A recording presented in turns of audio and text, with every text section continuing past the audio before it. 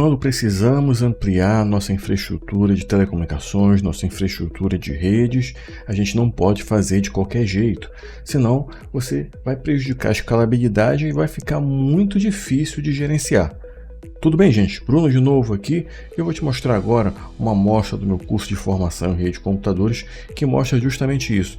Como você expande uma rede, como é o padrão para você fazer a expansão e a escalabilidade de uma rede. Você precisa fazer isso com muita parcimônia, porque se você faz isso de maneira desorganizada, ou seja, você coloca um switch aqui, depois você monta outro ali, aí eu construí uma sala nova, vou colocar um outro switch lá na frente, não vai funcionar em longo prazo. Em curto prazo você vai resolver o problema, em longo prazo você vai criar outro muito maior. Tudo bem? Então vou te mostrar esta amostra da formação em rede de computadores. A gente trata aqui não somente de segurança da informação, route, switching, cabeamento. A gente também trata de como você vai desenhar, como você vai fazer o design de uma rede.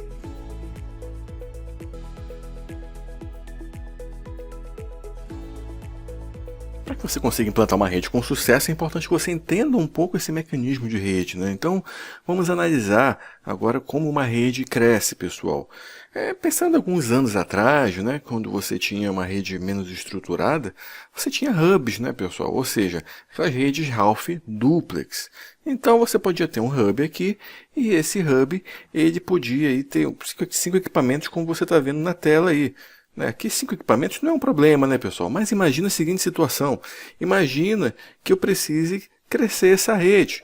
Esse domínio de colisão aqui, que é único, né, com o hub, com 5 equipamentos, dependendo da velocidade que você está usando, não é tão complicado. Agora, se eu botar 10, 15, 20, 100 equipamentos, isso aqui começa aí a sobrecarregar a rede. Fora que o domínio de broadcast também fica absurdo, né? Pensa em protocolos como o ARP, né, pessoal, o DHCP, que precisam aí usar mensagens de broadcast, pelo menos aí pensando no IP versão 4, né, que usa broadcast ainda. No IP versão 6 isso é adivinhado, mas nós estamos falando de um caso histórico. Isso aí acaba sobrecarregando e gerando uma quantidade aí de colisões. Então o nosso protocolo CSMA-CD ele vai estar atuando aí a todo vapor para tentar gerenciar essas colisões, para tentar aí detectar essas colisões. Então, a primeira etapa para que você consiga atenuar esses problemas é diminuindo aí, né, segmentando os domínios de broadcast e também de colisão. Então, como é que você consegue adivinhar isso? VLAN, né, pessoal? Nesse caso aqui, você pode, por exemplo, separar em 2 VLANs. Com isso, você segmentou aqui em 2 domínios de broadcast, né? Se você estiver pensando aqui que isso agora é um switch, né? Você vai e temos 2 portas de switch aqui, ou nesse caso pode ser 4, né? Nós temos aí 4 domínios de colisão. Perfeito? Com isso você já começa aí a aliviar um pouco aí as colisões da rede. Claro que se você estiver utilizando uma rede full duplex, isso não vai ser um problema. Perfeito, pessoal? Então, isso é um dos aspectos que você tem que levar em consideração, né? Você não pode sair conectando switch em tudo que é canto. Conecta um aqui, conecta outro aqui e assim vai. Não, você precisa ter uma certa organização.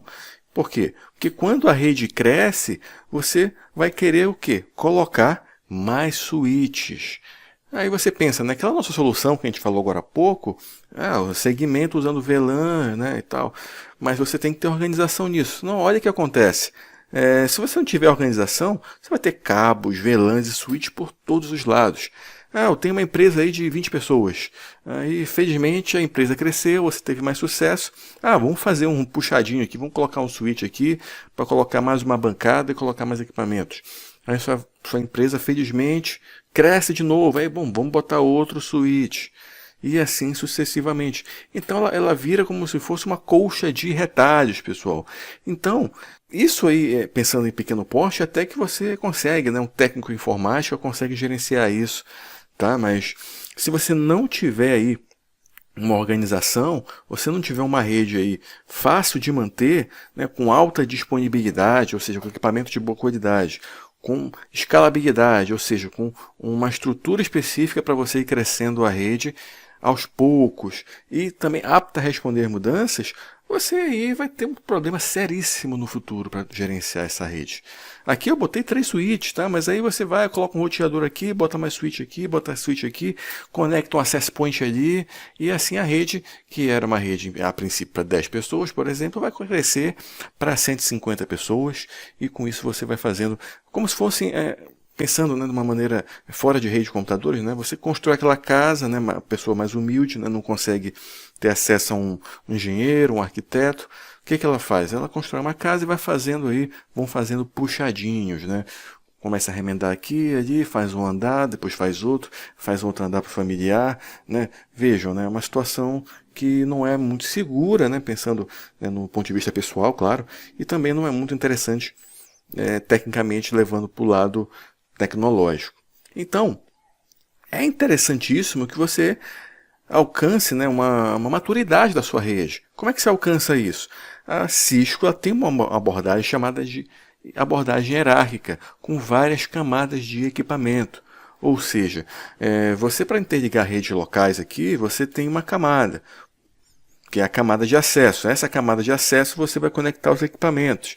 Depois, para fazer a interconexão dessas camadas aqui, você tem uma segunda camada, que é a camada de distribuição. Perfeito? Ou seja, você vai quebrando aí em um nível hierárquico, pessoal. Com isso você consegue manter essa organização e escalabilidade da rede.